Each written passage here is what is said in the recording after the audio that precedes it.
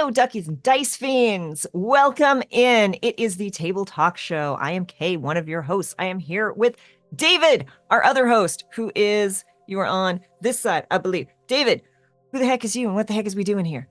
I do not recall saying anyone was allowed caffeine. Next time, submit your order in triplicate. Submit your request. Anyway, no. Hi, I'm David. This is the chaotic, wholesome Tuesday Table Talk Show where we talk about TTRPG stuff, how to be a better player, how to be a better GM, how to be a better person, all with a focus on intersectionality and inclusivity so that everybody can have a good time. As always, we are here every Tuesday doing this right here, right now, like you see. Thursday and Friday this week, we are going to be here streaming our first playthrough of Baldur's Gate 3.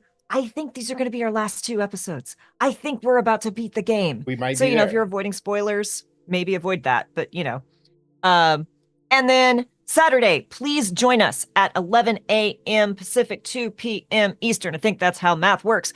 For Unlikely Heroes, I cannot tell you what the characters are going to be yet because we are revealing them in game, but we have done a session 0. We have seen how they work together. These are the most ridiculous characters. They should not work, and they do.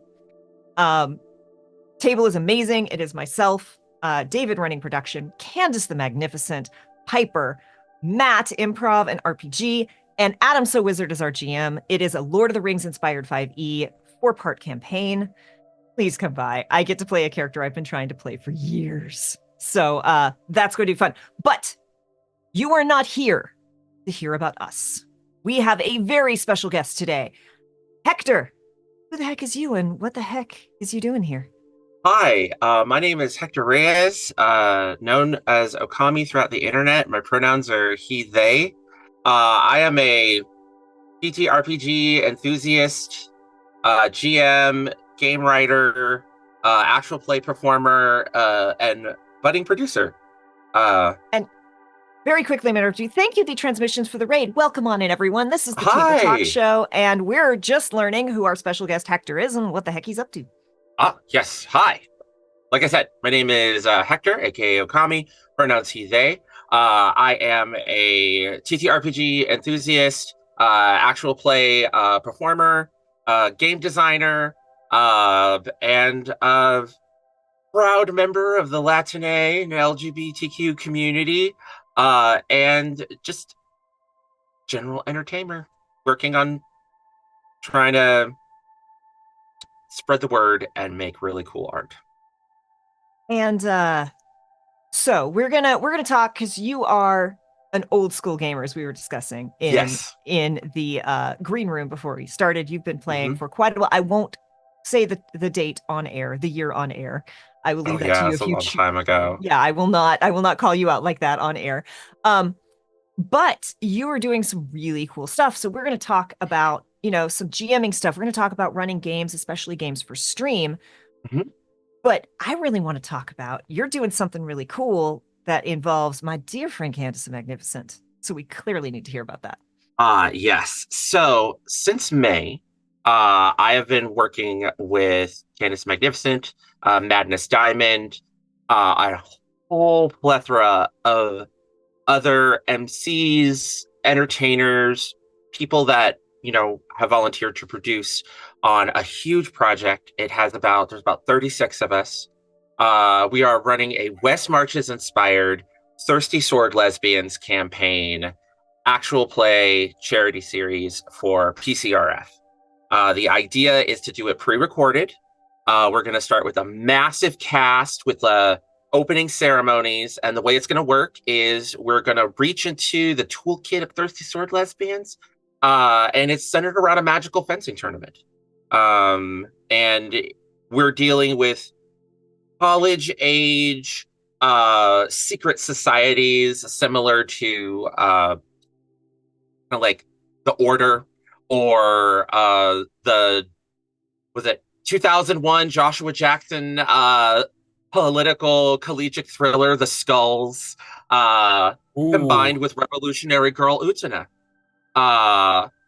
with a magical fencing duels and with aspects of the infrastructure of the Society for Creative Anachronism. So we're talking about like secret societies, high intrigue, lots of romance, lots of queerness, lots of intensity, and a magical fencing tournament that will be the center of the plot. Every single episode is going to be centered around a round of the tournament, and some of your favorite players might get eliminated. Taking some inspiration from Castleton, an amazing Witcher's Tale, I believe the channel is, production. They're doing kind of Bridgerton meets Hunger Games. This is, like I said, Revolutionary Girl Utena meets like Saltburn or Elite. A little bit more mature, a little bit darker, but still surreal, good queer fun. And, you know, it's going to start off with myself, Candace, and several other MCs. We're going to introduce this massive cast of characters. And then as people get eliminated in the tournament using the PvP rules in the back of the Thirsty Sword Lesbians book to ramp up the intensity and the drama, we're just going to keep shrinking the rounds, shrinking the tables until there is one final table of 4 players at my table. Well, I will be narrating the end of this particular saga. Can I just say that West March's Thirsty Sword Lesbians absolutely breaks my brain. Well, so one of the things that they talked about, because, you know, I was around when everybody was online all at the same time during the play tests. And one of the things that I heard secondhand from people talking about Thirsty Sword Lesbians, you know, back when it was first printed and there was a lot of hype about the Kickstarter, were these big, like, I heard about 30, 40 person Thirsty Sword Lesbian games that were going on people's private Discords. And because the advancement it's very compact. Thirsty Sword Lesbians is typically meant, as suggested in the book, to be either a one-shot or like a season, and then you take a break. So because the advancement is so self-contained, and there isn't like a big power creep to like your progression, it's very easy for people to just kind of drop in and drop out into different stories. Every time someone joins, you just establish a couple of relationship questions with the players that are currently at the table, and sometimes that includes players you haven't played with before. And you keep tying in and building, you know, your connections with the people, your string advances, suddenly becoming much more important when you're dealing with a social group of upwards of 40 people. Yeah. Now, I wish I had enough people that volunteered to run 40 people. My goal was 50 at max, but we landed with 36. And very, very close. Yeah. That's a lot of people. Like that is not a small number. No, so like I made sure I was like, there's a total of 7 MCs. What we have on the books, and you know, Diamond will tell you the truth, no tea, no shade. You know, about 20 people signed up to help with production, and some of those people are the same people. That's how it is in the AP. And I will admit, this is my first project like this. I have never produced an AP before, but I have done West March's campaigns before. I love Thirsty Sword Lesbians. I played Thirsty Sword Lesbians. I've run one-shots of it. I've done the PPTA, so I just kind of bit off more than I probably can chew. However, you know, I have a really great talent. Candace said yes.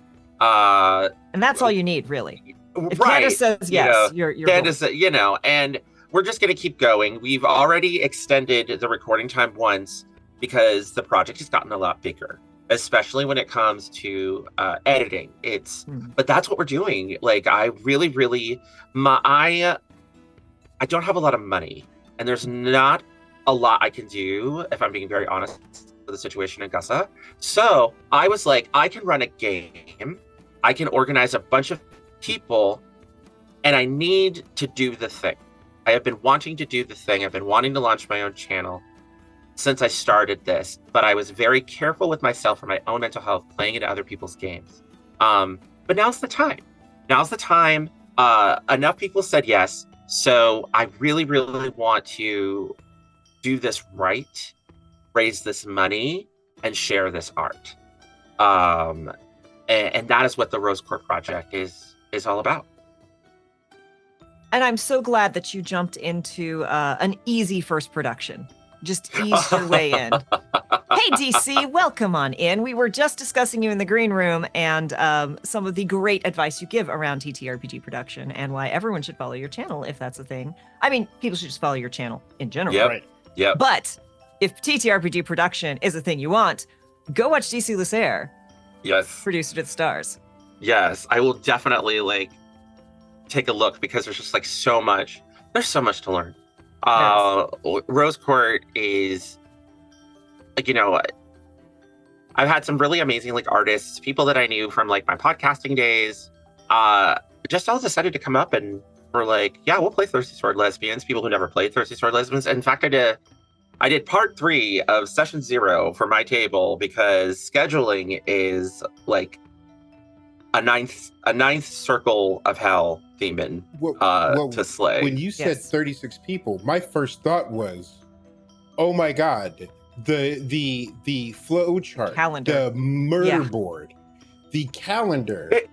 You had like I would have to have an entire room dedicated to scheduling all those people.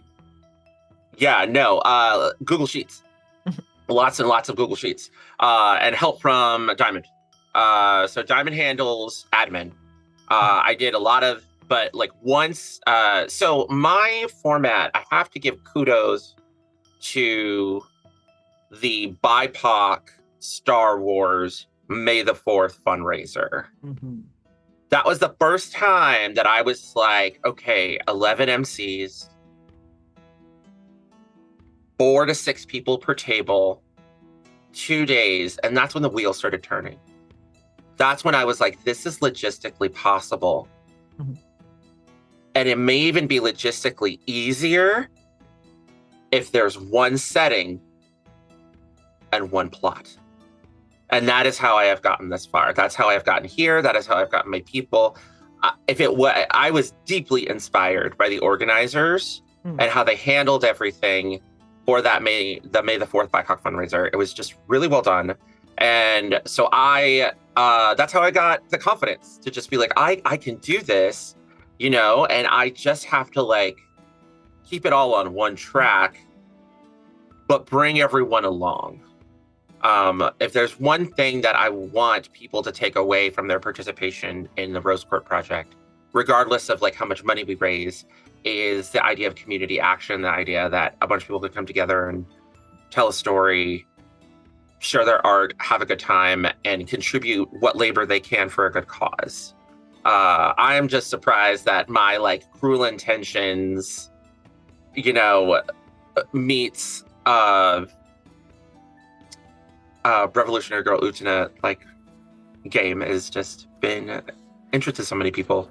But I felt like I pitched this to a channel and they said no. And I pitched this back in 2021. Like, this document of the Rose Court has been sitting on my Google Drive for years. Wow. And I was like, I don't think anybody wants to play this. Because like nobody in my home group wanted to play it. Nobody in, at least in 2021, channel that I pitched it to, they were like, no, we're going to go with something else. And I'm like, okay, I'm not saying everyone needs to go in the dumpster, but you need to find like one of those big dumpsters. Not the ones you see outside the restaurant, like a big dumpster. And then you need to find a couple of strong guys, and then you need to take some of these people and throw them into the dumpster for being wrong. It was weird because it was smaller. I wanted to do it with like 8 or 10 people. And it's still like, I think it was just like too daunting for the channel. Well, and they were like, this is a little too high concept.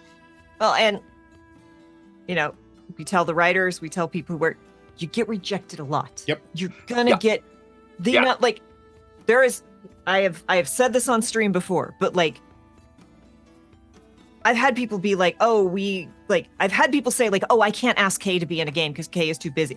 Kay got frustrated that Kay was not getting to play enough TTRPGs, was not getting into the tables Kay wanted to play. So Kay went, well, how hard would it be then to just run them on my own channel? And this is how this all started, was just someone going, well, if I can't get my fix, then I'll just go do it. Yeah, like, people will accept your pitches, but like there's just some pitches that are, and like, let me tell you, this actually, and I want to give credit where credit's due. Okay, because Nerds with Dice totally years later were like, let's do Rose Court. And that's when I wanted to do like the stripped down version, where I was like, let's do 10 players. Let's do them in and out. I was going to have NPCs. Like, we were going to do like a bite-sized version of it. And I realized I want to do something bigger. And I don't want to put this all on one. Like, I want to do this myself, and I don't want to put it on one channel's shoulders, because it's a lot to ask. Because when I saw the May the 4th fundraiser, I was like, oh, we just do a Discord community for the event and hyper focus. Like, I saw how they built their community and used like the Discord interface. What I should have listened to was how to use Google Forms properly, because they are a godsend. Yes. And I was coming at my Google Forms from an inventory perspective, like the Google Sheets and the scheduling, but I hadn't quite realized that I was just inviting people, like old school, like, hi, and like, hey, messaging what you doing? them.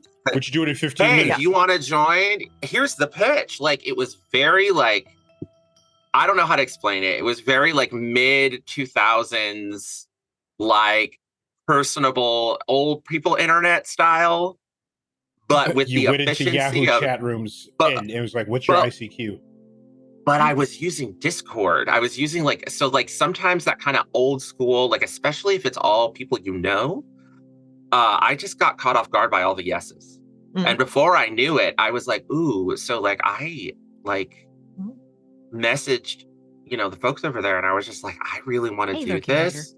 Hey, I really want to do this. And are you okay? Like, I'll even do like a spinoff that's in the same universe, because I know that everybody has their channels and their schedules set up.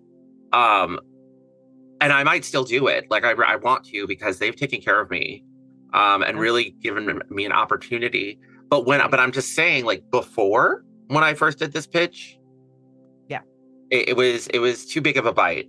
And I was like, oh, okay. David, check G-chat. Rex said, this is how I'm going to end up starting a channel, isn't it? Like, yes, that's how I started a channel, was like, well, no one's doing quite what I want to do. And that's how I was like, I want to tell a story, a bite-sized, not a bite-sized, but a constrained story about redemption and figuring, and then I was like, well, I don't see a module, so I guess I'm going to write it, but I don't know the Forgotten Realms well enough. So I'm just going to homebrew an entire world and setting, and that became the God Plane, right? Like, that just happens. The Lurking Writer says, TTRPGs, it'll lead to fun times, meeting good people, and probably your own Twitch channel or podcast. You have been warned. Yes. Yeah, exactly. Absolutely. I tell you what, I kind of miss podcasting, because, let's stay on subject. My bad. So do you have any questions about Rose Court you would like to know before we drift over to any other projects I'm going on? I want to satisfy y'all's curiosity and our audience's curiosity, because I was about to go off about podcasts. I'm still wrapping my head around 36 people like that. Okay, so 7 players. Yeah, so it's like, hey. Welcome. Hi. Hello. Oh, hey, what's up? Yes, it is Keiichi Okami. So like, this is the setup, right? It's actually, I'll even pull up the document just so that I can like see it and have it in front of me, because it's just a few things. Okay, so Rose Court Project Rounds. So it was supposed to be 6 tables, so 6 MCs, myself, Candace, Baba Yaga, Callum, Laura Bard, and Tan Fighter. It's changed. We've had some people drop. We might switch some players around. So right now we've gone from 36 to, so we're at like 32 players.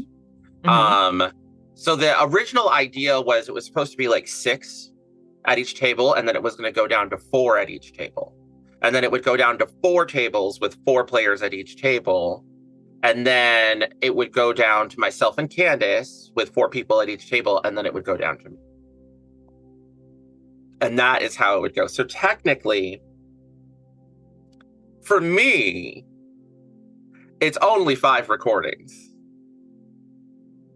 If you really think about it.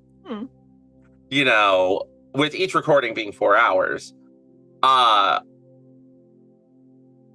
It's not. It's actually like, it's like once we all like get it all in, it's going to be way more hours.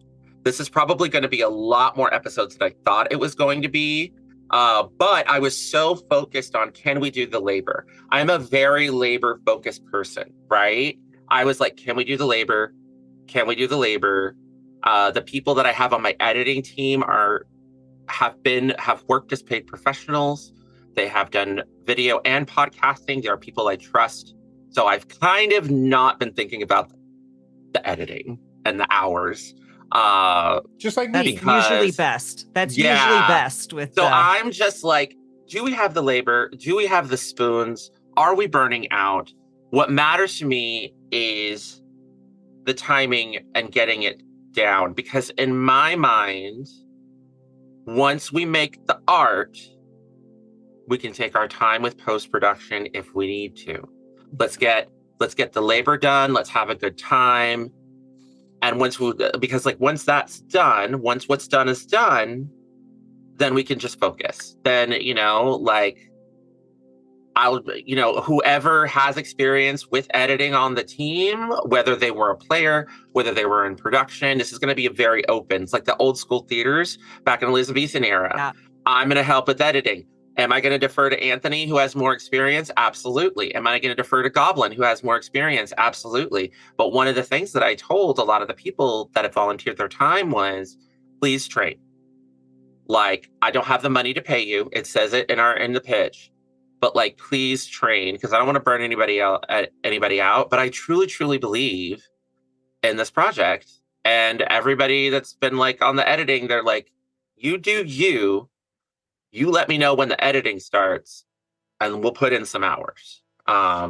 So that is the best way I can explain it to you, David. It's just, I have this chart, and as opposed to freaking out about people dropping, I'm just taking a breath, and I'm like, I'm not worrying about it. That's less people at the table for you to focus on, and we will just either have people dramatically exit themselves out, or we'll just start having NPCs as champions and consorts. And I had to work that out, where I'm going to have an NPC champion, and the consort is going to do support moves, which Thirsty Sword Lesbians as a system totally supports. Like, one of the things I love about the system is that the idea of the romanticized ideals of chivalry and because men really, men really celebrated. Men will ruin everything. They surely did. Well, like, I do like historical reenactment for fun. I do the SCA and Ren Fair. Like, chivalry is like a super big deal in that subculture. And, I've had to learn the hard way that, hey, y'all, you do not have a historical idea of chivalry. Yeah. You have a faux historical idea of chivalry. Your idea of chivalry was written by a bunch of Victorians in the 18th century who didn't understand that chivalry is supposed to be a military code. Because I'm a nerd. So like, when I do nerd stuff, I like dive deep. And one of the great things about Thirsty Sword Lesbians is the way it just takes these very gendered historical themes and just turns them on their head completely. And I was just like, the cover art is a reference to Utena. Like, so I was like, my first big Thirsty Sword Lesbians project is gonna be Utena, Revolutionary Girl Utena send up. I also want to be the change that I've called for. You know, a lot of people over the years have been like, we should start doing our Monster Hearts games in college. And there's been a similar conversation in mainstream Hollywood about, hey, Gen Z are in college now or older. Like, why don't we have more entertainment, both for young people and for queer people, that is about college? Why are we constantly sexualizing and glorifying high school kids? You know, and I don't want to infantilize. Full stop. Yeah, exactly. And I don't want to infantilize teenagers or their, you know, just say the wrong thing. But one of the things I wanted to do with Rose Court that I'm very clear about is collegiate age adults. I love playing games about adults.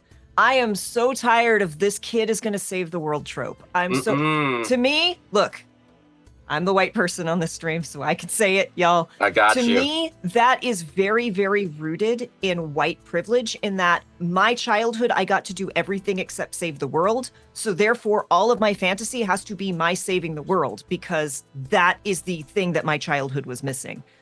So let's put white privilege behind, and let's let kids be kids, and let's tell interesting stories where kids don't have to be the savior. Yeah. You know, and I go ahead, David. Let's be real. When I was a kid, I remember being like 8 and looking around and going, "Oh, all of you, garbage." Every last. I hated kids when I was a kid, and I hated being a kid. And then I hit like teenage levels, and I looked around, and I was like, "Oh, you're all terrible," and I hated that too. So why in God's name would I ever want to go back? I don't even know. Like, college is such an interesting time, and you know, yeah, sure. Like, some of my send-ups and inspirations for Rose Court are Cruel Intentions, but like, Cruel Intentions was a high school roommate of a French novel about adults and French court. Let's be real. Like, a more accurate modern, update of Dangerous Liaisons is they did one in like that set in 1969 swinging 60s Paris, and that one was really good. But some of the best boarding school dramas are about Ivy League schools. You know, Saltburn was a hit. Like, people were say what you want about it, people were obsessed. Brideshead Revisited, like, there's Maurice. Like, there's all these like really great like queer stories, A Separate Piece. You know, there's like all these stories, but most of them are not about high school people. They're about people in college or people who are past the age of majority. And I just wanted to kind of lean into that. Like, I love Elite. Elite is great.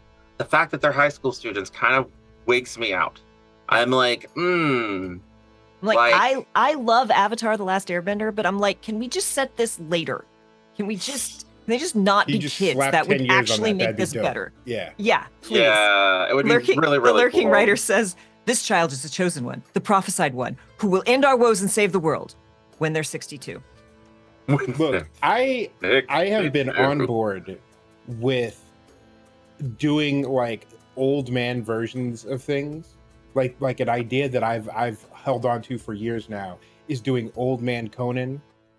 Like, you get Arnold Schwarzenegger, you rub him down with oil at like 70 years old and be like, "Oh man, you got to pick up the sword again." I think that would be like really compelling. That is, I think it would be compelling. You got to be careful, right?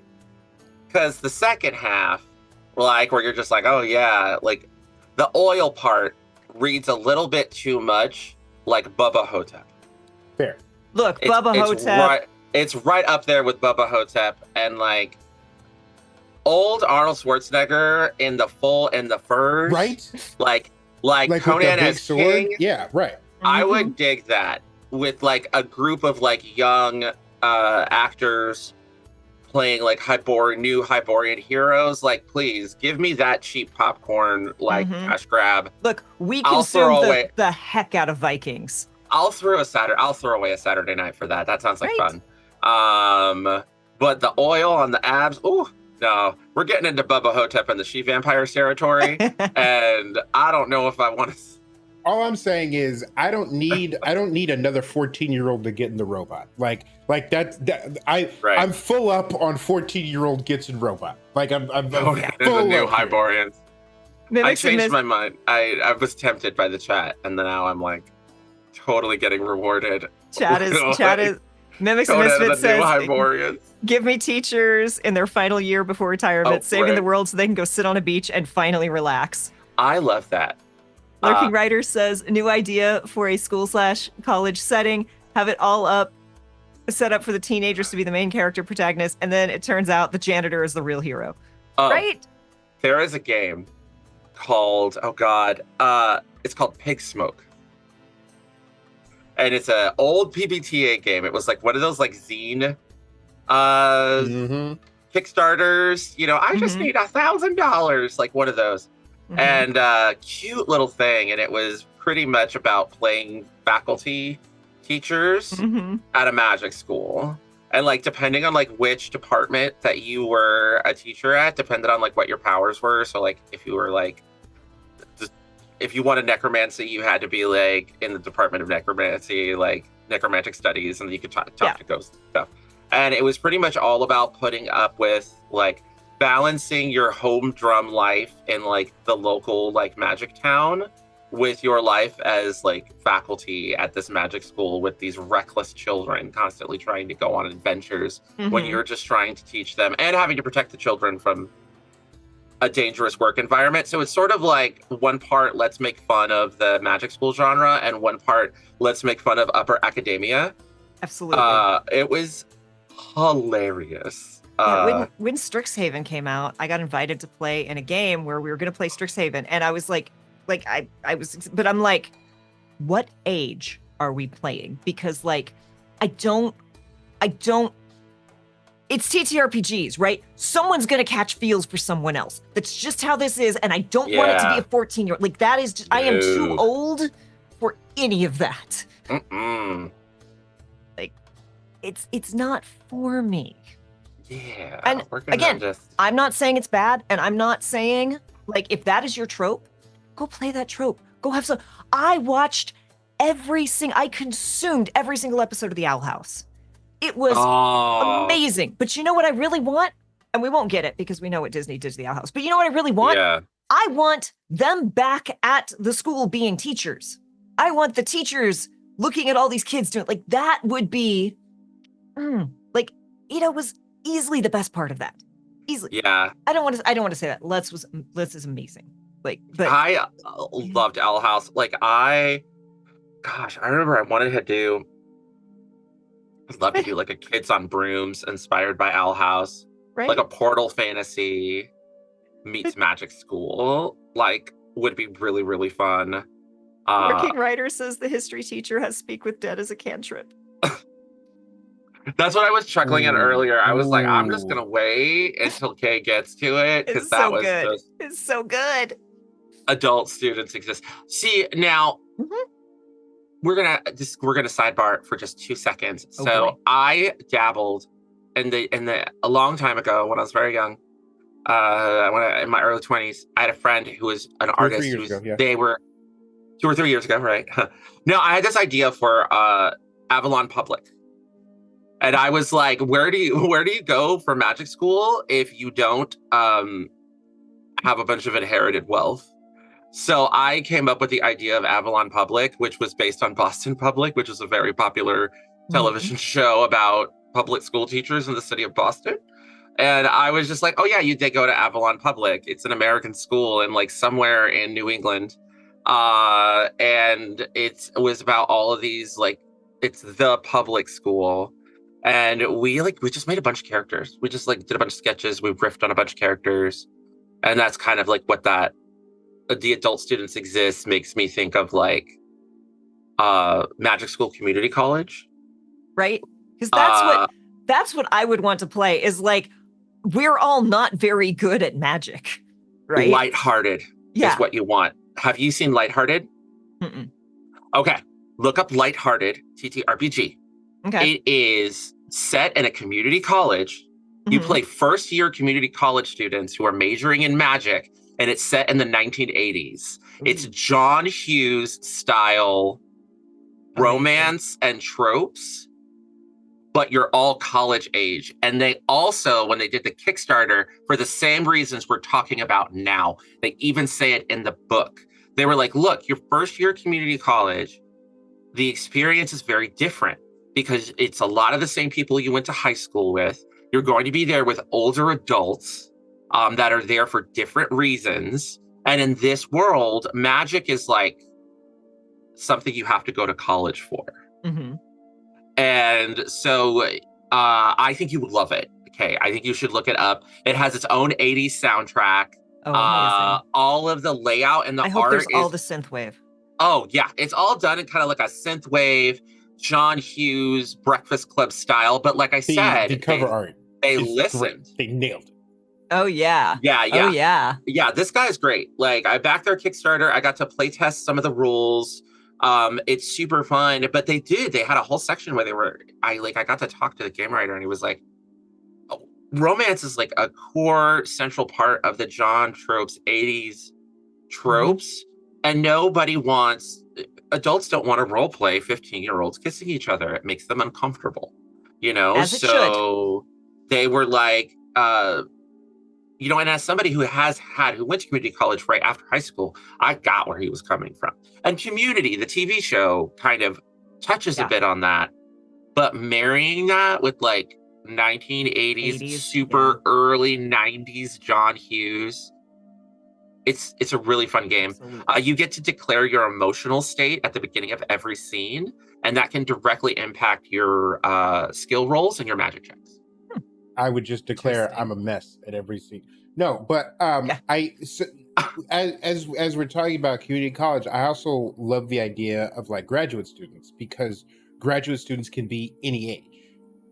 Mhm. I did Mage the Ascension Mhm. in graduate school, And but the I ripped off of the magicians. Mhm. the thing that sort of changes is you have a lot more on your plate to juggle. And so like if I were building something new, I would be like, okay, so unlike the community college kids who flip burgers part-time and go to school part-time, like you are a PhD candidate, and so Yeah. you have to you have to teach classes and grade papers Mhm. and do all the busy work. You have to do your Mhm. own work, and also the world is on fire and you have to go save it. Yeah, that's two different campaigns. I had a friend that went into a PhD program, and I got to watch like full close.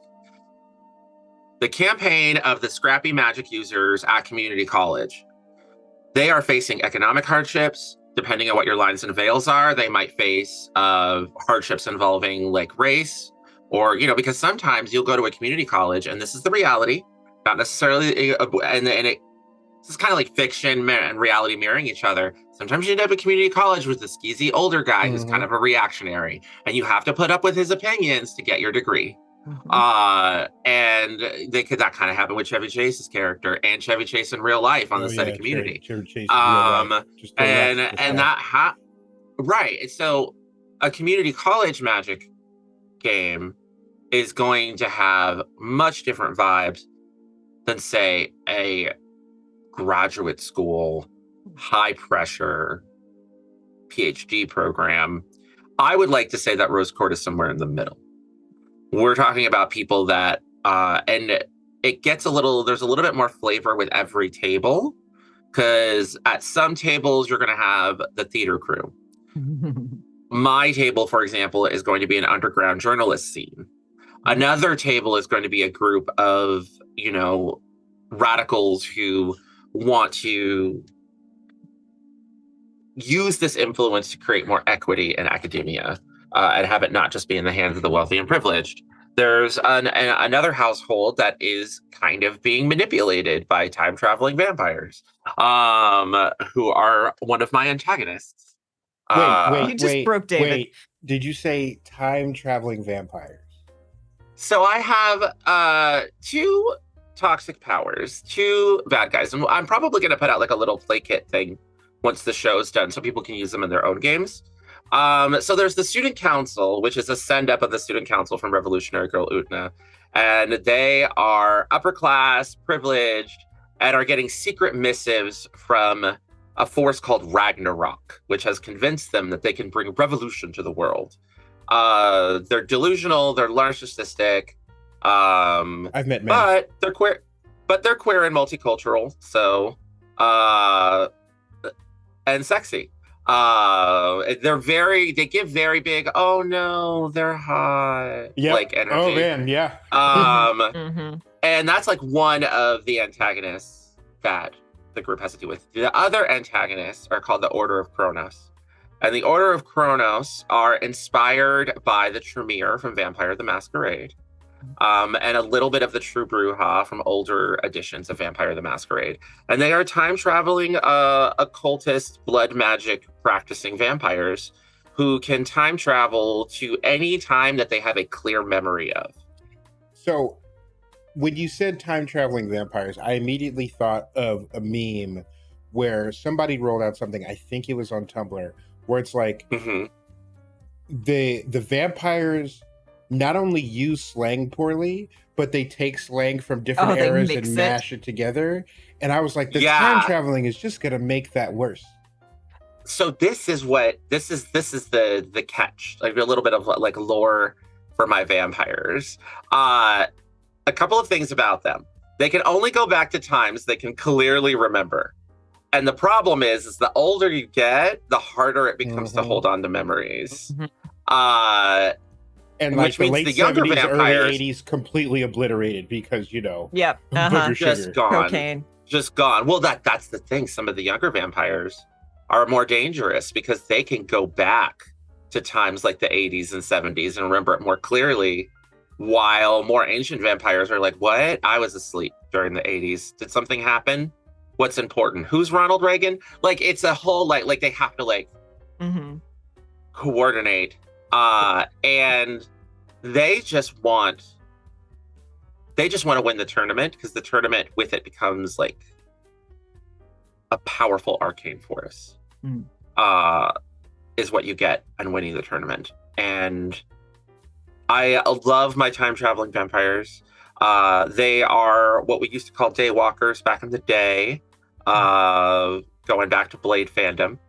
And the reason why I made them that is because I love the idea that the vampires themselves fabricated the lie that they rotted or would be burned by the sun so that they could hide in plain sight and have fooled all of mankind. Rex says the Blooderhood of the time-traveling coffin. Yeah. And I went kind of deep. Like, I call them the Order of Kronos. It's a reference to Saturn, the father of the Titans, consuming the gods.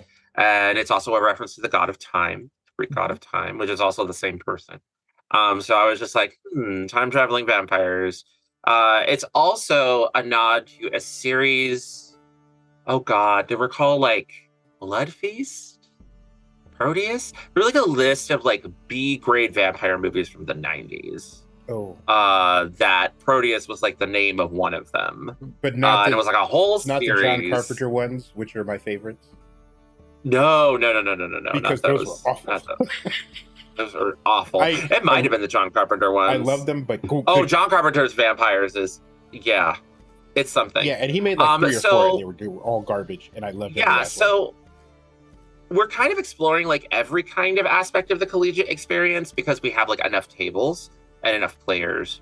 So we're just sort of firing through.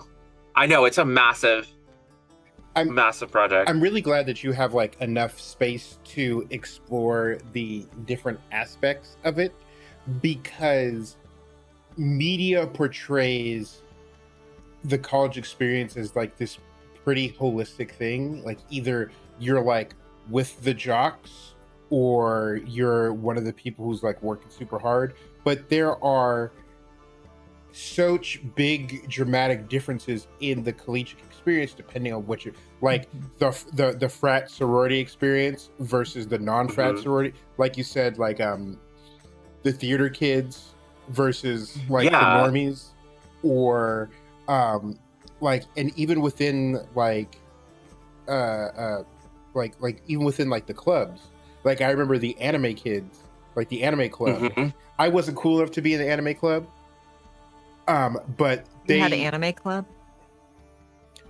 it was Oh, my first experience with the anime club. was Oh. a woman reciting the lyrics to the Final Fantasy Sephiroth song, like hit the Sephiroth theme song, and I was like, "You are too intense for me. This is too much for me." And I saw all of Trigun because of Anime Club. Okay, don't knock Anime Club. look, And I got to see it for free because we watched somebody else's DVDs. It was so great. I have owned Trigun on DVD 3 separate times, and 3 separate times they have gone the way of the dodo for one reason or another. And I'm perfectly okay with that because I am excited to buy them all over again. All over again. Lurking Writer says I was in Star Trek Club, but we called it the Chess Club to make it seem like we were cool. Ooh, Oh my gosh. Why would y'all? Ouch. Ouch. That is. We did not have clubs at my college. Ooh. You went to church. Oh, Oof. that's right. Oh. Yeah, it can't, now while I did not have the traditional college experience, Kay absolutely did not have the traditional college. But like I said, Oh my gosh. I'm glad that you have like I the just looked space at chat. to explore. When I was in high school, it was still called Japanimation. Oh, I can't even. Look, I Uh-huh. can't even. Japanimation, I remember those days.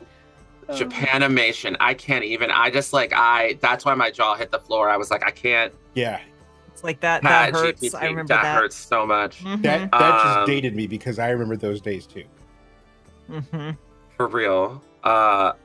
So yeah, no, like I said, I'm doing this like big, like I even made a custom move where they can draw a sword out of the chest and use it as a weapon. Like I am not just a woo-woo, kind of storyteller. I also love mechanics. I made a custom move. I want to make all these things available, but I want to get to the project first. The other day, somebody on Twitter hurt my feelings. They were like, "You need to decide whether you want to be an actual play GM or a game designer. No, you don't. Pick a lane." No, you don't. No, you don't. That's a No. lie. Everyone in chat, that is a falsehood. Do not believe it. Look, Work on what you want. I saw Especially that, and it really hurt my feelings because I was like, "Oh, I have a few things published on Itch, so yeah, it hasn't been picked up by a big gaming company, but that doesn't mean I'm not a game designer. Should I not do this?" It hurt my feelings. especially in the TTRPG space. And look, y'all, I have been very fortunate in that I have been able to work with some of the biggest names in the space. I am fortunate. A lot of it comes from my day job where I work in video games, right? So I have these connections, comes from being a journalist and forging these things. Like I got to interview the cast of Critical Role, and I am friends with people who are friends with the cast of Critical Role, and I know people who have been on Dimension 20, right? If you only do one thing in the TTRPG space, you have to be so incredibly good at it. And beyond that, you have to know how to market yourself, because this space, if you want to be really successful, especially like getting your foot in the door, it pays to be able to do some game design, run some games, do some production, know how to do some marketing. If you can cosplay or do good makeup or do something to make yourself, have a cool background, like all of those things contribute, because the number of times you're going to go into a meeting and they're going to say, "No, we can't do that right now. But hey, this is kind of like this other thing we're doing. Can you?" Right? Those opportunities happen all the time in this industry. And if you are prepared to do it, if you can show like, "No, I have done this thing," then they're going to remember. Even if you don't get the job right now, they're going to go, "Oh, this person could do X and Y." And the number of times people call back, especially if you come with recommendations, if people know you, if they've worked with you before. This is also why we say, don't be a jerk in this space. It is one thing to call out bad behavior. It is a completely different thing to badmouth people, to be a jerk, to be difficult to work with, right? Enforce your boundaries. But if your boundary is so restrictive that it's very difficult to work with you, you're not going to get much work, because there's other people. Yeah, like I get it from like a mental health perspective. Mm-hmm. Like, don't put too many things on your plate. But like, I was like, excuse me, like, I only have so much time, and like sometimes I feel like designing, and sometimes I feel like running an AP, and sometimes I feel like running a home game, and it shouldn't have to be like. Yep. I kind of have an attitude where it's interesting because like the more I find that like the more that I let go, and the more that I'm like, it's about the project, it's about learning, it's about growing, and the less about. How do I say Okay, this? my plate has separators. Yes, separators. It was just a little surprising. Yeah. Because I was like, oh, it was one of those things where you're just like walking through and you're being creative and you're talking to people and you're like, that's a problem? When is that a problem? Why are you making, because it was on the wizard that's like being chained on the Colosseum. And I did it too. I'm not perfect.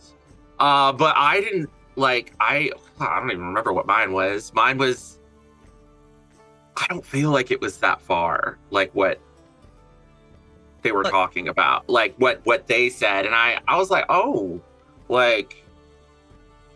I have built my entire career out of being a jack of all trades, right? I roll up to a job interview and I'm like, here are all the things I can do. Like I literally look at the job listing and go like, what do they need most? And that's what I moved to the top of my resume, because 17 years in this industry, yes, I can do just about anything except for, now I can do some HTML coding, I can do some CSS editing, I can get around some very, very basic coding. I can't code. You don't want me to do your accounting. I am dyslexic. It will not end well. No. But outside of that, what I can run production, I can run audio, I can project manage, I can market, I can do graphics, I can do overlay. Yeah. Whatever you need done, I can do. And maybe I am not DC Lasser level of mind, like I can just build OBS with my eyes closed, right? I'm not that level, but I am a high enough proficiency at everything that I'm like, I can get the basics that are need done. And then when you need this polished up, give it to the person with more experience, but I can get most of it done and it will look good enough unless you're sending it to a publisher. Right. It's so, but you know, I just kind of keep on trucking through. I just thought, you know, we're talking, we're vibing. Yeah. And I was just like, that kind of caught me off guard. And yeah. Talking loud. I love it. It's their jealousy talking. That's what Rex said. This is person's jealousy talking. Yeah. But yeah, I want to say like, yeah, that's the big meat, like the project that I have in front of me that is a large project that I'm really excited about. And the other things that I have coming up that I have been working on that kind of snuck up on me. So much so that I'm halfway done with them. On Misadventurous League, I've been running my folklore punk fantasy, powered by Wanderhome. And I'll keep it short because I'm primarily here for Rose Court, but like, this is Wanderhome. Beautiful. Cute pastoral animal people.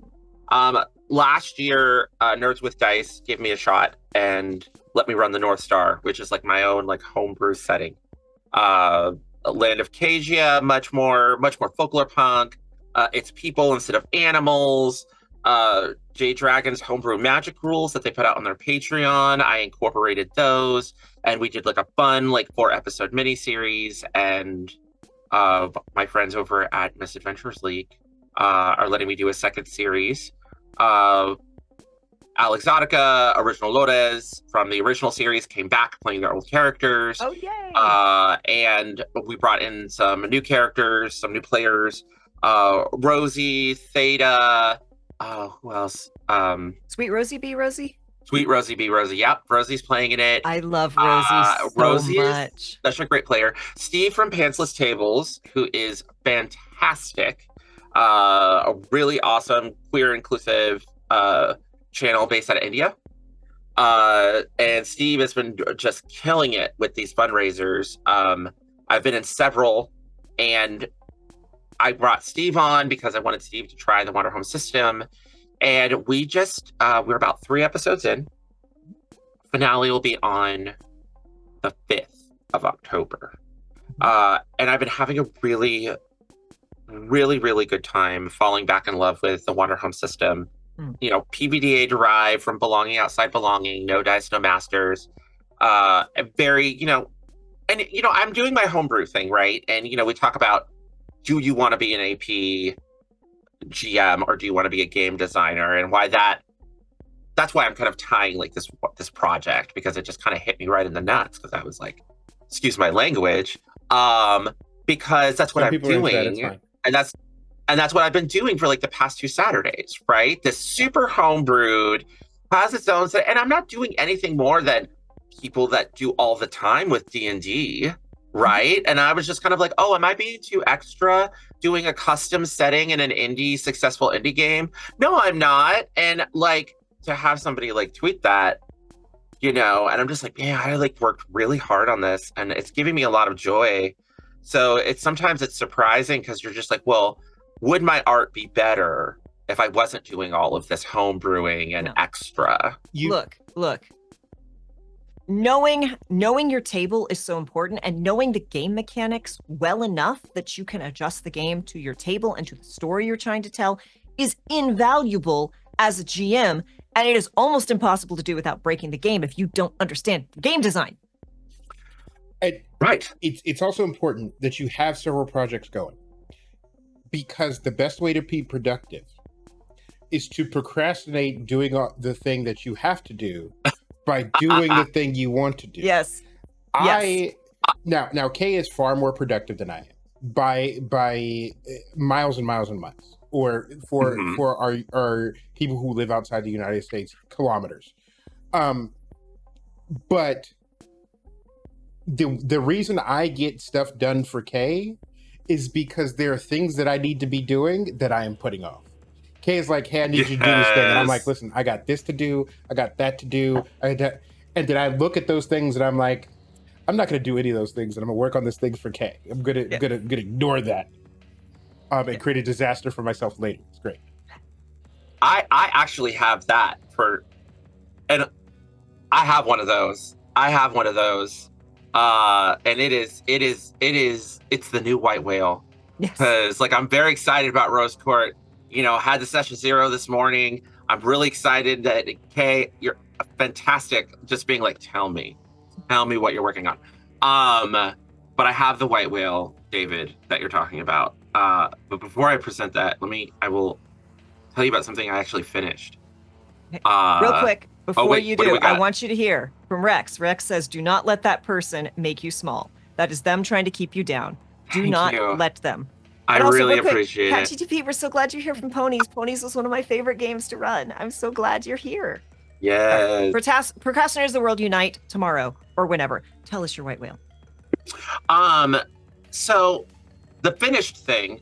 Oh, yes. And then the white whale. The finished thing is, so next month on Queer XP the graphics will be out soon. I know, because I'm the one doing them. I'm running Sleepaway for spooky season. Ooh. So,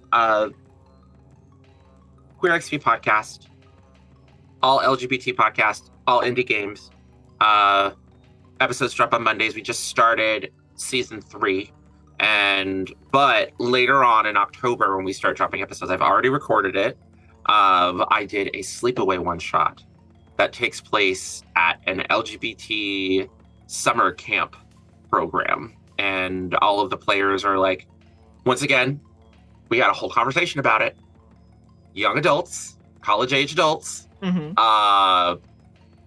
dealing with a shape-shifting monster, trying to get them while they're trying to be their amazing queer selves. And then what's supposed to be the queer, like, summer of their lives, like they've gone out of their way to like volunteer for this nonprofit and help all these like LGBT like children and children of LGBT parents have a nice family pride summer camp experience.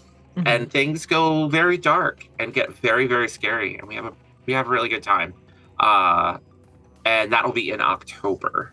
Right now, season 3, we're dropping episodes of Moonlight on Roosevelt Beach, a really super queer noir game, and it's got Juicy Garland,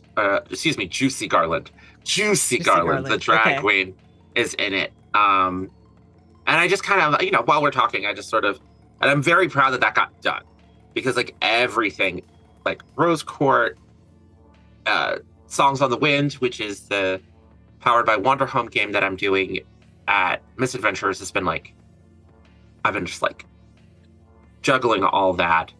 I just finished Candela Obscura, or will be finishing Candela Obscura at Pantsless Tables. That's also ongoing, and that's on Sunday mornings, my time, Pacific time. And that's like I based it on Molly houses, which are like the queer, the precursors to gay bars, essentially, in Georgian London. And that game is like a mashup of Molly houses, New Fair, and it also deals with colonialism. I created my own custom setting, which is essentially Puerto Rico in the world of the Fairlands, called Borinque. And I've been collaborating with Araman, who is another GM based out of India, who created his own setting called Istapur for Candela Obscura and for Call of Cthulhu. And I got permission from him to allow my Indian players at the table to play characters that are from his custom setting that is inspired by South Asia. And so it's been this really great moment where myself and another person of color are kind of like exchanging notes. Like, we've talked through Discord, we've talked through Twitter, we've both done stuff on the channel, and like I'm a guest there.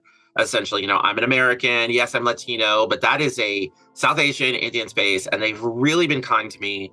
But it's also a queer space, so I've been very much at home there. And they want me to do a series 2 next year, and I'm really excited about that. But in the midst of all of this, just to give you like context for the white whale is Wanderhome.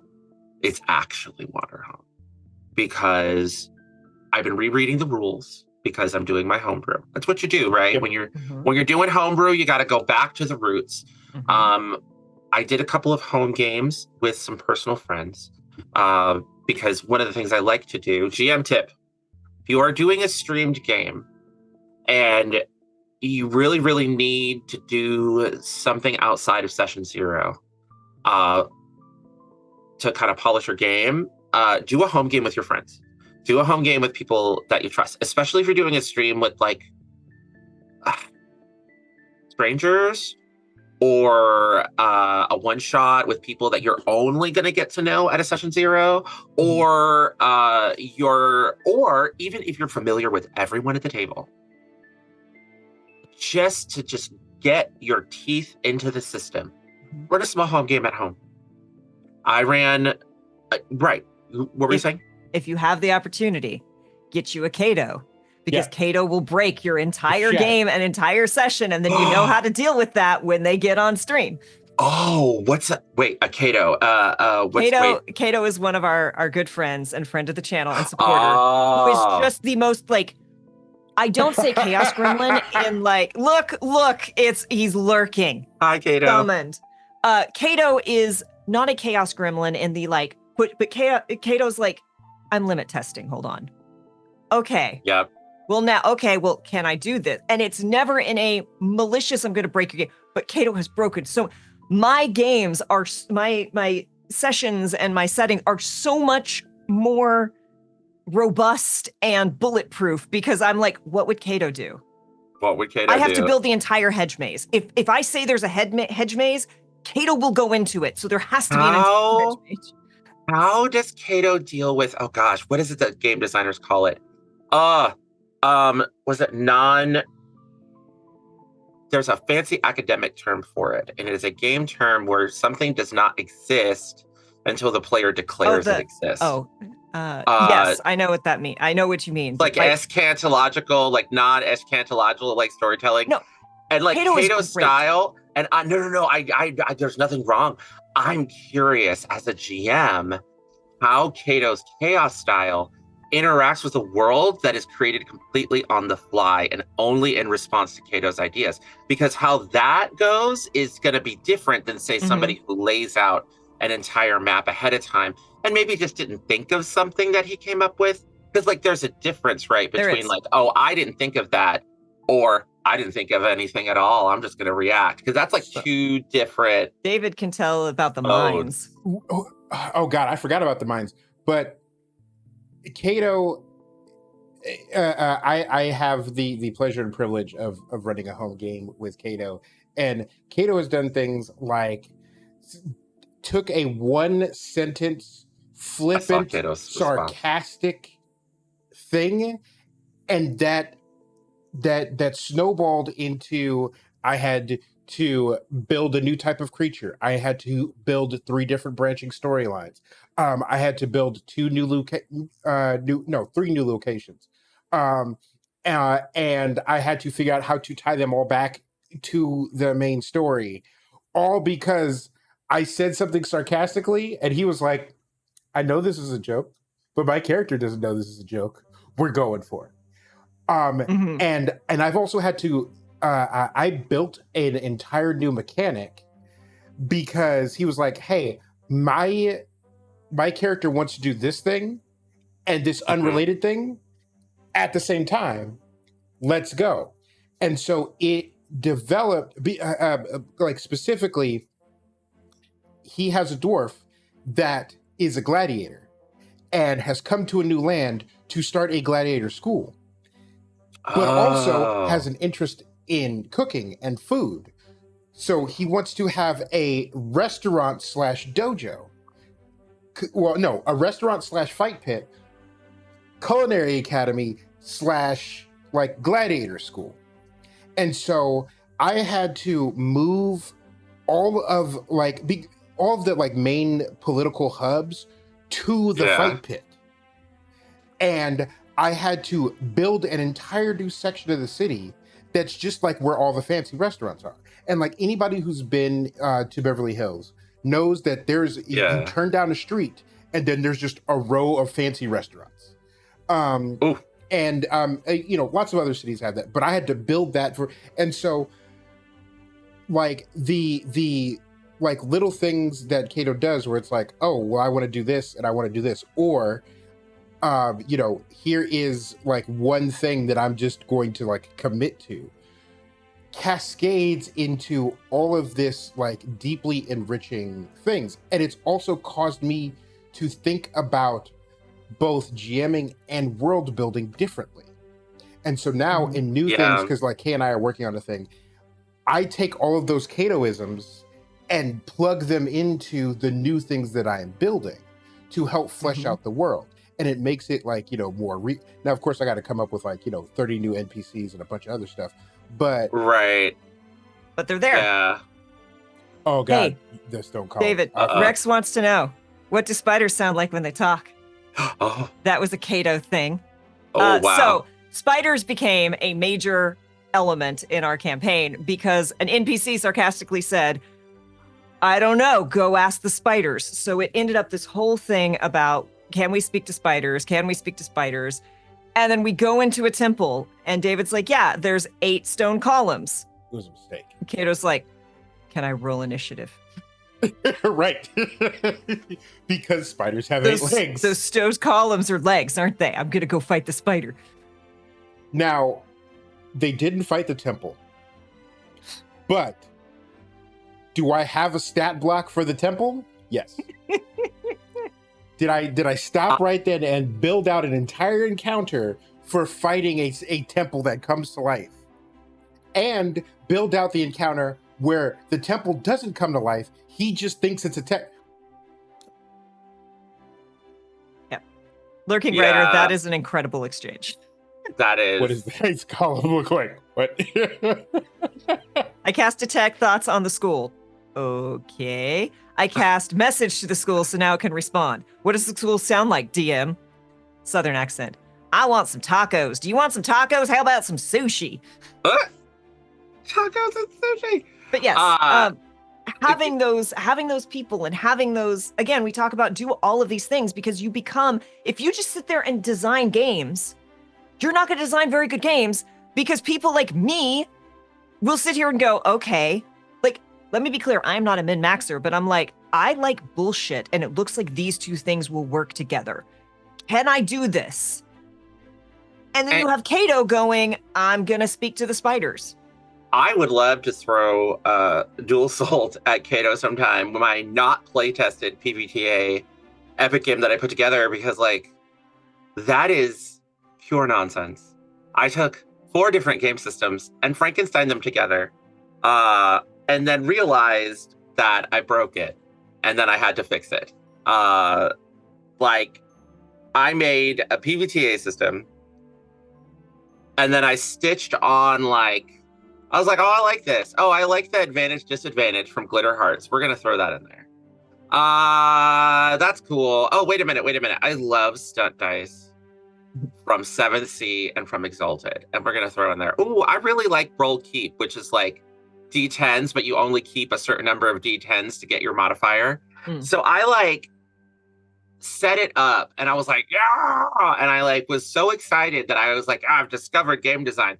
And then I realized, fool, you have set it up so that if people picked a certain playbook and stacked enough modifiers, they can never lose. Yep. In fact, they will always win. And then I was like, this is not a problem. Yeah. This is a feature. Yeah, right. And you know what I did? I made it so that every single time someone gets an extraordinary success, which is like 14 plus, the MC makes a hard move and they gain an XP. And I was like, and then now the way that game works, and that's the ultimate egg moment, right? Where you're like looking at a project and you're like, oh, that's how I fix that. Because you got to make the story matter. I realize the point of Dual Sold is to tell an epic narrative. I want people to get 14 pluses, but I also want people to get more than I want people to have 6s, but I also need to move the story forward. And if the arc gets to a point where they're always winning, then that means I need to change the engine so the bad guys are always moving. Yeah. You know, because then the game starts off being about your highs and your lows and learning from them until eventually you get to a point where you're godlike, but the enemies you're dealing with are so powerful, it doesn't matter that you get an extraordinary success every time. Right. You're on another level. And that tells a narrative, right? It sounds very much like Never Stop Blowing Up. It is. And I did it on accident, you know? and it was because like I loved old White Wolf games. I love 7th Sea. I loved Exalted. I love the idea of people's like descriptions having like a tactile, because I grew up in the days of like Adventures in Dragons 3.0, 3.5, where like the more flowery and the more interesting thing you were trying to do, the more negatives that you would pile onto your roll, to the point where it just wasn't narratively worth it to do anything cool in older editions of Dungeons and Dragons, and even in some like White Wolf games or more games like GURPS, where you know everything is based on like a pass fail or percentages. Like you hear what I'm saying? Like, you know, and you know, teenage me, like I wanted spice, I wanted excitement. But if you were gaming with people that were like very simulationists, they would penalize you for any extra additional flourish that you added, when really all you wanted to do is like make the story more interesting. So that's why I like Failing Forward. I know it's not for everybody. Sometimes I like to play more granular stuff. But when I want to play more granular stuff, I play more granular stuff. Like one of these days I'm going to run Changeling the Dreaming 20th anniversary edition. But like I said, my white whale right now is Wanderhome.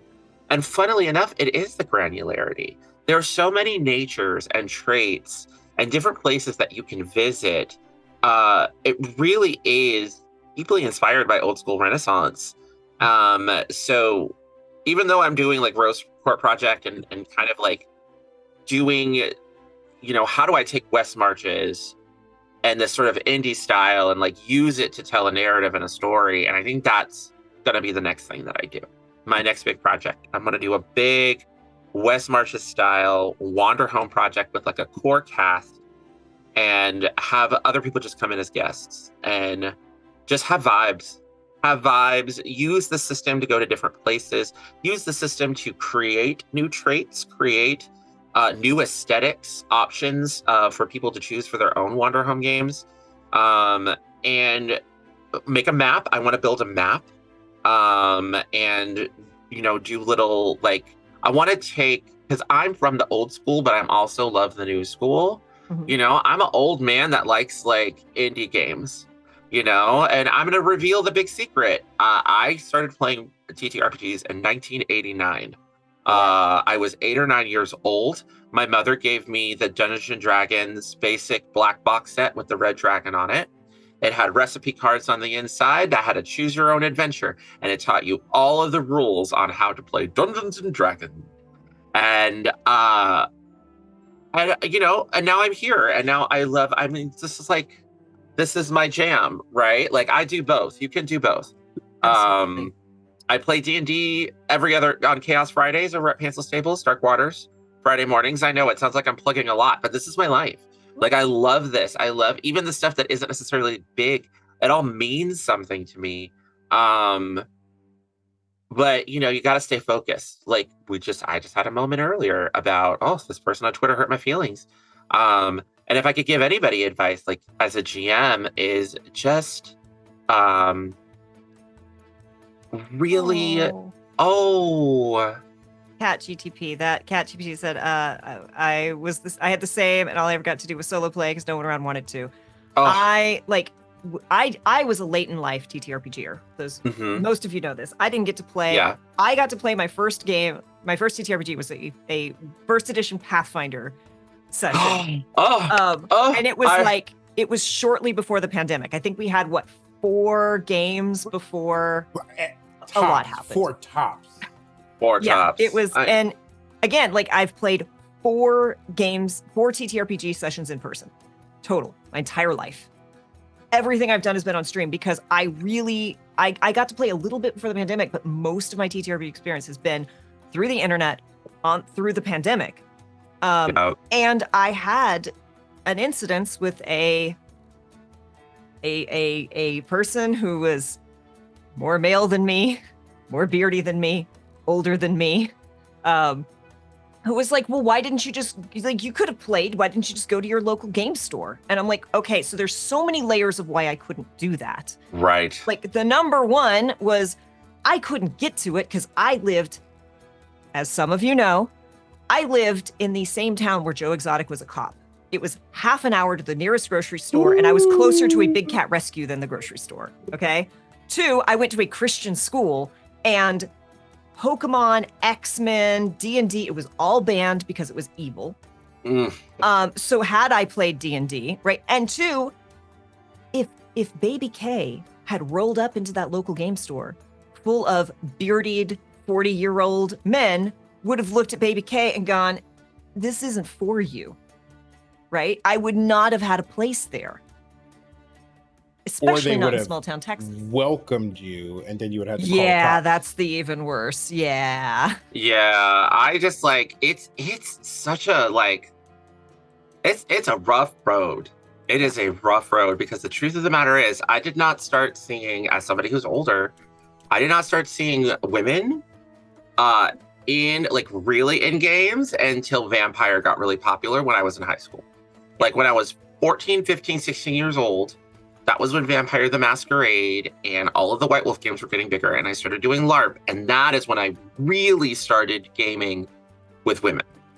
My age, older, some of the older women had been around for a while, but they were always watch yourself. Because they had to put up with the worst stuff. Yeah, and LARP definitely, not to say there isn't crossover, but the super no, you're trying to do something cool so you get extra. We're here. We don't start in the tavern. We start in the dungeon, and you're gonna go and get treasure and a princess at the end. Those aren't the people who LARP. So that's where women and queer folks went to play TTRPGs, because you didn't have to deal with those people. Yep. Yeah. But then eventually we ran into other problems. I'll never forget an old Mind's Eye Theater journal where everybody used to like read about like LARP. One of this is, if your thought when you come to a vampire LARP is, I don't understand why everybody is standing around being like snarky to each other in Eurotrash accents. Why aren't we going off to go kill something?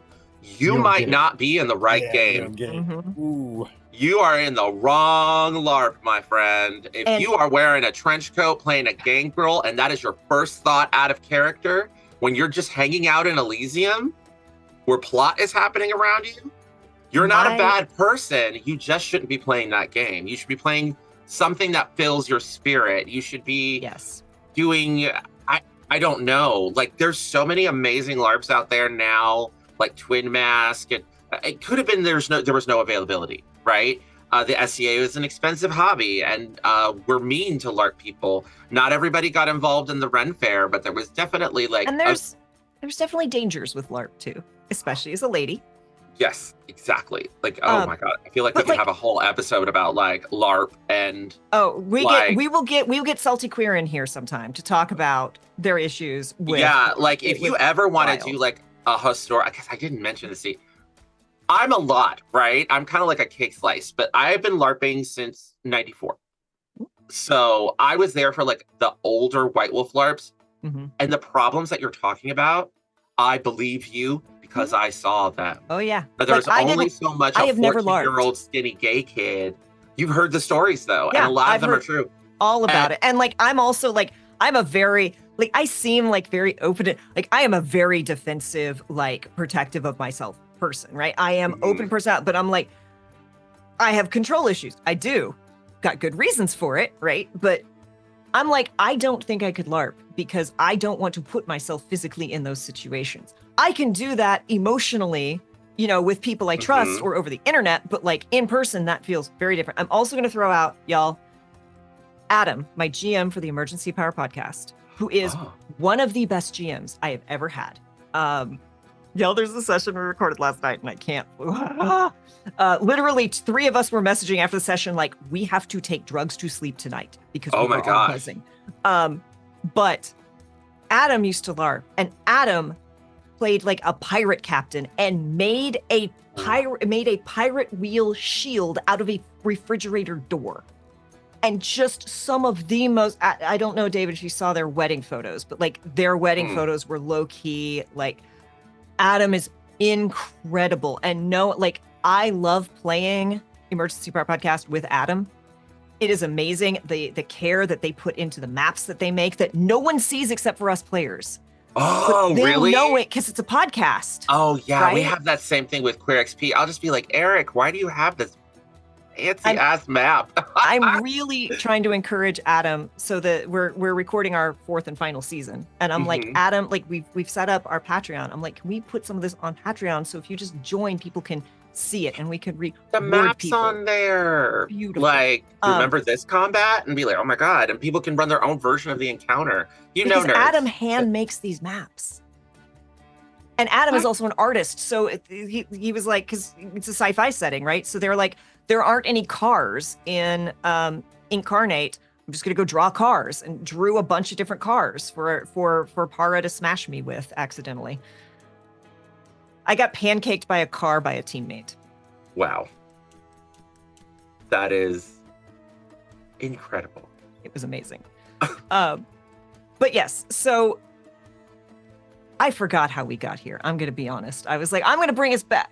I've lost the plot. I was given the white whale. Yes. And the white whale is definitely like crunchy hex crawl, West Marches, Wanderhome. I don't know why that's feeding me. Also, tangentially related to that, I don't know. I'm kind of a little fascinated by Root because I watched that video by was it People Make Games? The war gaming video, and I was like, and I found out like the secret origin of Root. And like where it came from, and I'm just sort of like, huh. And I read some reviews, and then I had a friend, and I you know what you do when you're broke in the RPG space. I'm like, does anybody have an ash can? Like, I wasn't asking for like a free copy, but of course somebody in the space was like, here's all of it. I backed Kickstarter, and I was like, thank you. Like, because I don't have the money right now. And I am interested in building a setting. Okay, so there's this podcast called Unwoven. No, not is it Unwoven? It's about building a setting by running different genres of games in that setting and doing the world building that way. So I'm kind of interested in like, what would it be like to create an original like animal folk setting using Humblewood, Root, and Wanderhome to represent like different phases of history.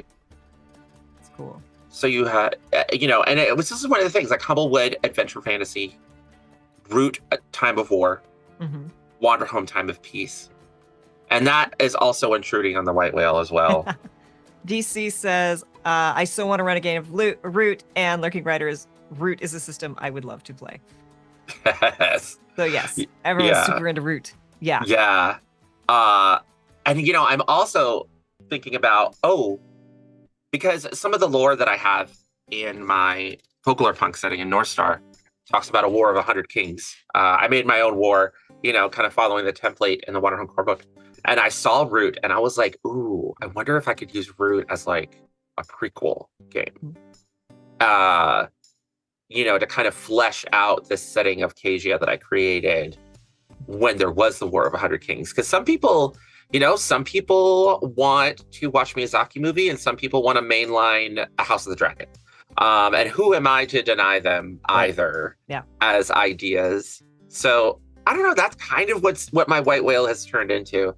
I'm really excited, but once Rose Court is done, I think I'm gonna like really deep dive into some like the complicated lives of animal folk, and like figure out how to put out a project with some cool folks that really gets to like the heart of building community and making connections and traveling places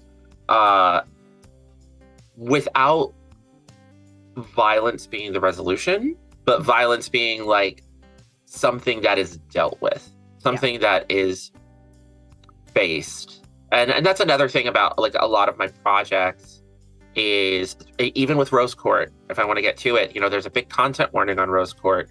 Rose Court is going to have things like classism. It's going to be dealing with gaslighting, mental manipulation, very dark, intense things. But we're getting everyone's buy-in. And that's I'm really, really big in. And I want to make it, because sometimes people can feel boxed in.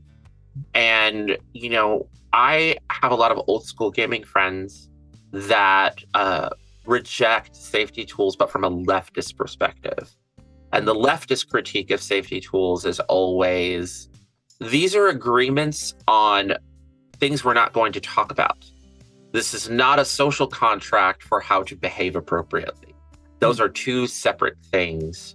And one of the things that I liked about the journeying tools in Wanderhome is that the journeying tools is a social contract. It's very much like, this is what we can do to make sure everybody at the table is respected, all the way down to like getting up and walking away. And I've kind of been listening to like that leftist critique, ignoring the grognards, sticking with, knowing what I know about safety tools and like how it's helped me. But also, I'm an old school White Wolf gamer, and I really feel like it's really important that we address these issues as people of color, as marginalized people, and tell stories about these things. I'm gonna quote a friend of mine. It's not that I don't want games with racism in it. It's that I don't want a game with racists. There's a difference. Like, if I want to tell stories about marginalized people leading revolutions, well, that story requires a fascist villain, in my opinion, right? And if there's a ban on fascism and the lines and veils, well, I guess we're not telling that story.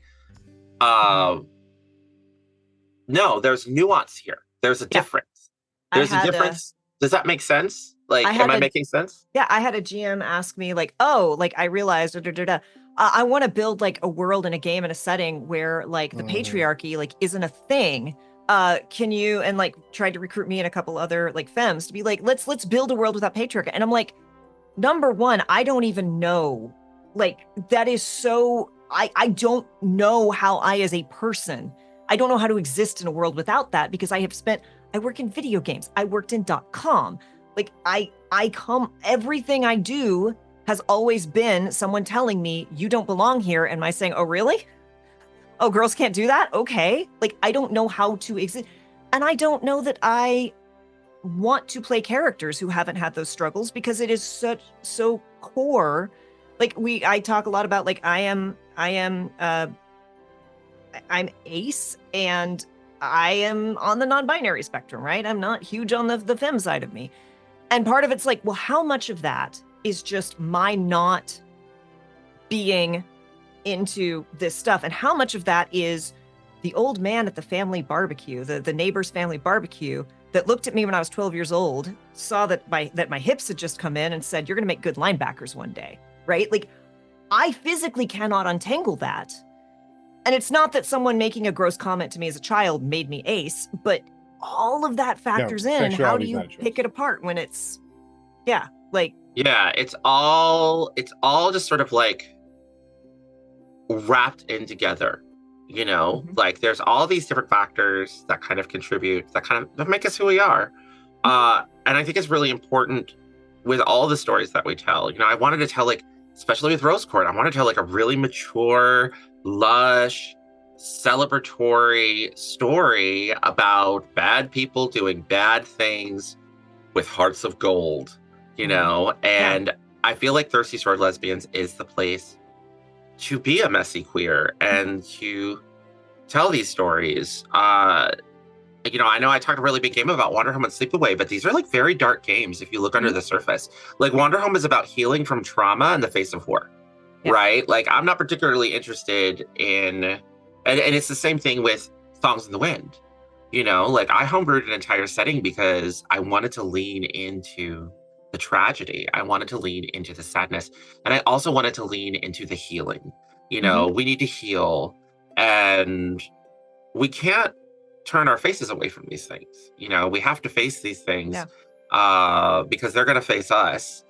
And I really feel like telling stories and playing games is a way to cope with them, and just sanitizing. Right. I don't want to like call anybody out for their own trauma, but like just don't sanitize, or don't call for all of the stories to be sanitized. Yeah, there's a big discussion on fan fiction sites right now about like it used to be I read something I shouldn't have and now I'm upset. And now it's you wrote something that made me upset and therefore it's bad. Yeah.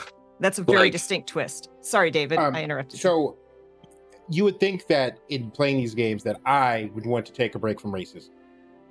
And that's true. I wish I could take a break from racism. I can't because it's in my DNA. And it's like with the new PHB where they're like, there are no halfsies anymore. And I'm like, the mixed experience is something that I think is integral to how I approach storytelling in TTRPGs. And I'll be the first person to say you do not need fantasy racism in your games. You don't. You don't need fantasy racism.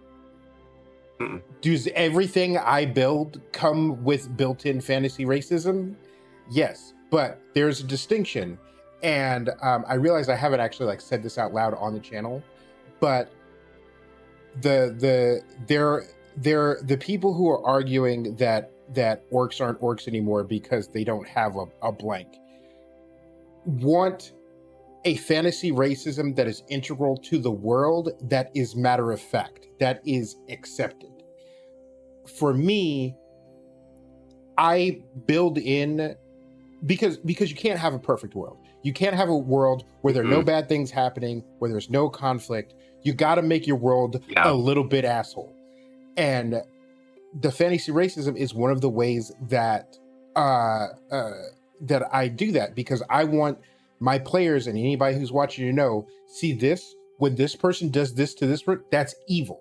That is a bad person, or Yeah. that is someone who is ostensibly good that has a big blind spot, and they have to learn about that blind. Like it is an evil thing, not a commonly accepted thing. Right. And I spent a lot. and conversely, like I wasn't born a woman. I don't, as much as I read and hear about, like I can't ever like accurately represent a woman's struggles, but like I'm a huge fan of sex workers, and I think they should be protected. So in every single game I have, nothing like the orphans get got, okay? But if there is a brothel or there's any sort of like courtesans or whatever, they are perfectly fine. Nothing bad ever happens to them. People throw money at them and they don't have to do anything. Everything's great because Everybody has boundaries. Nothing bad will ever happen to them. But there is gonna be fantasy racism.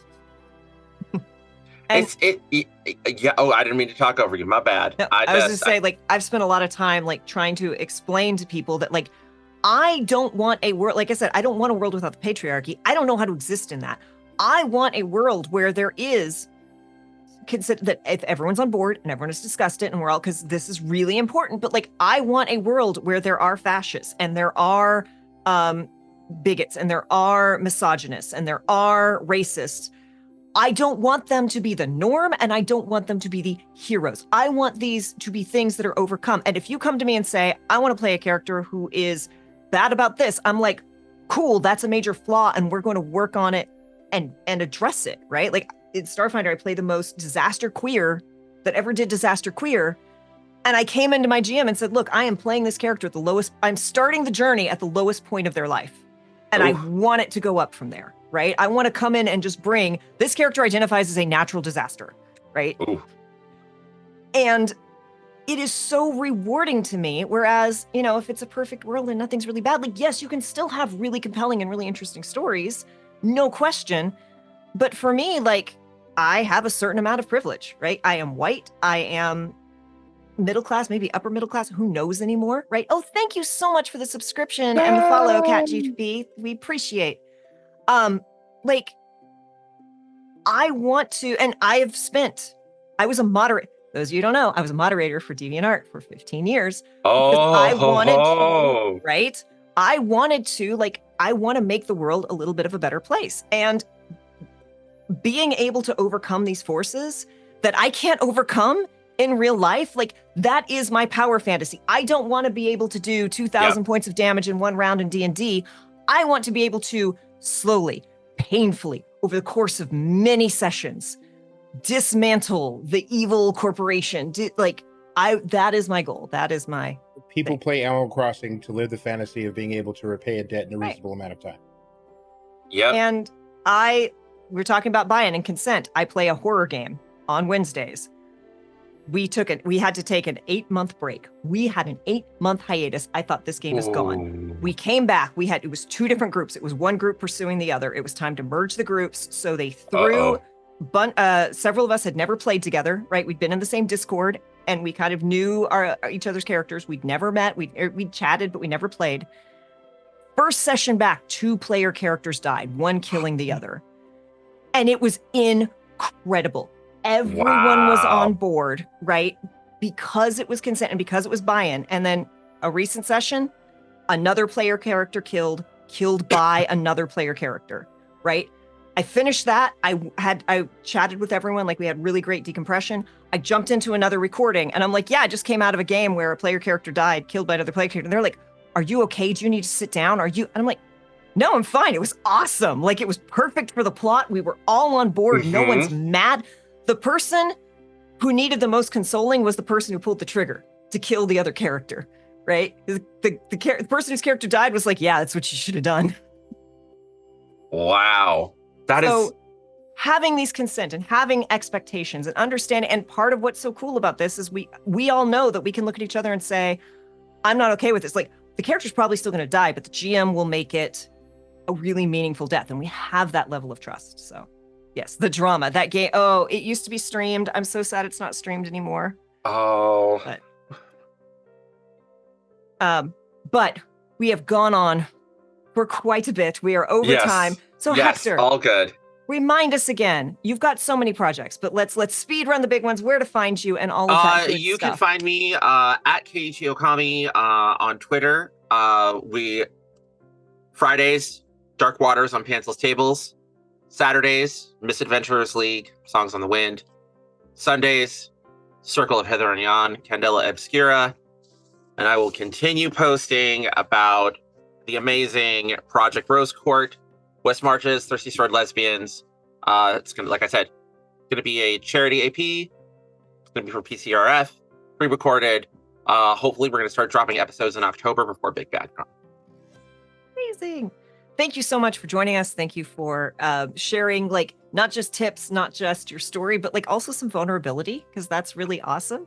And I'm going to just take a moment to say, like, if you have a desire to create, if you want to create and go share what you're doing, because you don't know and will probably never know how many people it impacts. And I say that because I'm going to embarrass you a little bit, Hector, and I'm sorry, but we hopped into the green room. And one of the first things Hector said was like, thank you for making that video about converting like your videos to OBS and how you do that. Cause I needed that and that helped.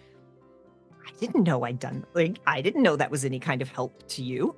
And then the idea that helped give you the legs and some tools to get started on all of these other things, like you don't know how many ripples, you can do. So if you want to do a thing, go do it. And if a channel tells you, no, we don't want to do that, it's too ambitious, it's too big, go do it somewhere else. If you want to create, go create. Lurking Writer says, thank you, Hector. This was absolutely fascinating and sparked so much inspiration. And thanks as always to Kay and David. Cheers to all in chat for collaborating. Yes, Cat GTP, that was a task I learned to stream it. Yes, it is always the most difficult one. Chat, you've been amazing. I'm sorry I didn't read off as many comments as I usually do. We had a lot to talk about though. I hope you understand they were read and they were appreciated. David, who the heck is you and what the heck has we been doing here? I forgot to schedule a TTRPG thing because the first boss of TTRPGs is scheduling, and this time I'm the one who rolled the one. But no. Hi, I'm David. This is the Chaotic Wholesome Table Talk Show, where every week we talk about TTRPG stuff, how to be a better player, how to be a better GM, how to check out super cool people who are running things that are really interesting, how to be a better person, all with a focus on intersectionality and inclusivity so that everybody can have a good time. And as always, find us here every Tuesday for the Table Talk Show, where we do stuff like this with awesome people. Next week, we're going to talk to Adam the Wizard about Unlikely Heroes. So next week, you will have, hopefully, seen the first episode, know these weirdo characters. Literally, the tagline is it's like Lord of the Rings, but with weirdos. So come meet our weirdo characters, right? Yes. They're wonderful. And then you can learn about Adam's inspirations and more about our characters because, I've been wanting to play this character for years. Tuesday and, Thursday and Friday, Dave and I are going to be streaming Baldur's Gate, probably our last one. And then I think we're going to be playing Odd Sparks together after that. And, y'all, I've got just an absolute bajillion things going on, but none of them are out yet and announced, so I can't talk about them yet. But I just got incredible artwork for one of them. So yeah, it's going to be good. Artwork. It's going to be real good. It always feels good to get art for a new character. It's not a new character. But it's an old character reborn. Upgrade art is the best. It is. I have a character who began in 5e, moved into Urban Shadows, and is now going to be in Starfinder. And it is the same character. And it is not different incarnations. It is This character has lived through all of these settings and timelines, and it has been explained. Yeah, MLP win. So look, Cat GTP, love My Little Pony, and I need to run it again. That system is so robust that like running anything other than a pre-made module, I need to spend so much more time, and I am moving, so I cannot spend the time with the book that I. So in fact, Kay is going to move, and then we're going to be running the game a week after. Actually, what needs to happen is I need to find someone who is super into that system and run it for me because I ran it last time and I wouldn't be a pony. We should get Pan to play too. Pan is always down for ponies. But I just thought of like we 3 different are people that could possibly read that. Oh, Yeah, 4. But imagine got that people we to know ask. some Yeah. producers. Right? oh, We know some people who can run production. oh. My We goodness. have a paid Zoom account and live captions. Oh my goodness. But all right. We are going to go say hello to Cypher of Tyr, who is playing Baldur's Gate 3. I don't even know how many playthroughs she's had at this point, but go say hello, go be kind. And thank you, as always, for spending your evening with us, chat. You were amazing. You kept us laughing, and you are brilliant, insightful, and so kind. And thank you for being everything that I want out of my gaming community. You make it worth it. So thank you all. My cat is screaming, so it's definitely time to go. Be kind to yourself, be excellent to others, and we will see you next time. Yes, Jared.